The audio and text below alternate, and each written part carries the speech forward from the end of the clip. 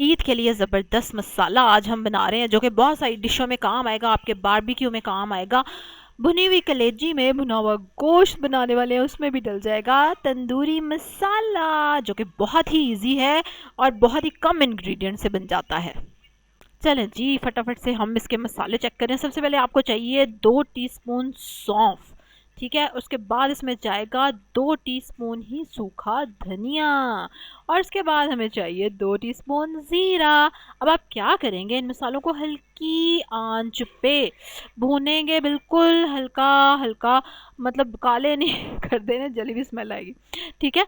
और हल्की आंच पे आप इसको भूनेंगे कोई 10-20 सेकंड्स को, कि थोड़ा सा हल्का सा इन पे कलर आ जाए। उसके बाद आप उसको ठंडा होने देंगे। हाँ जी, और अभी ये रेडी नहीं हुए, अभी इसमें कुछ और भी चीज़ें डलेंगी ज़बरदस्त सी, जो कि क्या है, जो कि हैं कश्मीरी लाल मिर्चें, ठीक है। 8 से 10 ले लें ये आप। और उसके साथ ही इसमें जाएगी मुन्नी सी चुटकी भर टाटरी, ऑप्शनल है, ना भी डालना चाहें तो आप ना डालें। उसके बाद इसमें जाएगा ऑरेंज फूड कलर, ज़रदा रंग जाएगा। कुछ चीज़ें मैंने इसमें नहीं डाली, जो कि मैं अभी आपको बताऊंगी कि वो क्या है। चलो जी, अब इन सारी चीज़ों को आप क्या करेंगे, मिक्स करके ग्राइंडर में डालेंगे ताकि ये अच्छे से ग्राइंड हो जाए। मसालों को आपने ठंडा ज़रूर करना है, गरम गरम ग्राइंड करने की कोशिश नहीं करनी, क्योंकि उससे उसकी खुशबू में और उसके टेस्ट में फ़र्क आएगा, ठीक है। गरम गरम अगर आप मसाले ग्राइंड करेंगे तो इतने ज़्यादा टेस्टफुल नहीं बनेंगे। चलो जी, अब इसको हमने डाल दिया है ग्राइंडर में। अब इसको हम फटाफट मिनटों मिनटी घुमाएंगे और आपके सामने मसाला रेडी हो जाएगा। अब गेस करें इसमें मैंने क्या नहीं डाला, कैन यू गेस? हाँ जी, और मैं ये भी आपको बताती हूँ कि इसको आपने महफूज कैसे रखना है। जैसे कि अभी ईद आने में थोड़े दिन है ना, और ईद के बाद भी आप इसको यूज़ कर सकते हैं फॉर अ लॉन्ग टाइम, अगर आप इसको वैसे रखेंगे जैसे मैं बताऊँगी।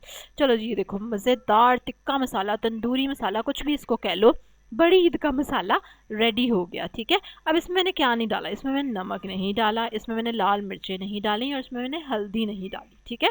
ये चीज़ें भी इसमें डलेंगी, लेकिन मैंने नहीं डाली, ताकि मैं जब जो भी डिश बना रही हूँ तो मैं उसकी क्वांटिटी उस हिसाब से एडजस्ट कर सकूँ। देखा कैसी सहूलत है, ये सहूलत आपको पैकेट के मसाले में नहीं मिलती, ठीक है। चलो जी, अब इसको आपने सेव कैसे करना है, इसको आप जार में डाल के रख लें, या आप इसको जिप लॉक बैग में डाल के रख लें अगर जार नहीं है। और रखेंगे कहाँ कहाँ रखेंगे, you will put it in the freezer. इसको आप फ्रीज़र में रखेंगे, ठीक है, फॉर द लॉन्ग लाइफ। अगर आप थोड़ा बना रहे हो तो फ्रिज में भी रख के गुजारा कर लो, लेकिन चलो ज़रा ज़्यादा बन गया है तो ज़्यादा अच्छा ये फ्रीज़र में आपका महफूज रहेगा, इसकी खुशबू भी और इसका टेस्ट भी। कैसा? चलें जी, मिनटों मिनटी बनाएं ये तंदूरी मसाला, इजी सा, और अपनी ईद करें आसान, ईद पे बनाएं डिशें और उनमें छिड़काव करें इसका। चलें जी, कल एक और मज़े की रेसिपी के साथ, और स्पेशली ईद रिलेटेड, हाय हाय क्या हो गया, ईद रिलेटेड रेसिपीज़ के लिए सब्सक्राइब करें मेरे चैनल को, बेल आइकन पे क्लिक करें, लाइक करना वीडियो को नहीं भूलना आपने, और कमेंट करके ज़रूर बताएं कि कितना मतलब शौकीन है आप घर पे मसाले बनाने के। मतलब मुझे तो आई जस्ट प्रेफर कि मैं खुद बनाऊं अपने हाथों से, ताकि पता तो हो कि क्या खा रहे हैं हम।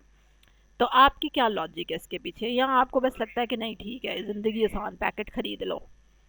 चलें जी, अल्लाह हाफिज़।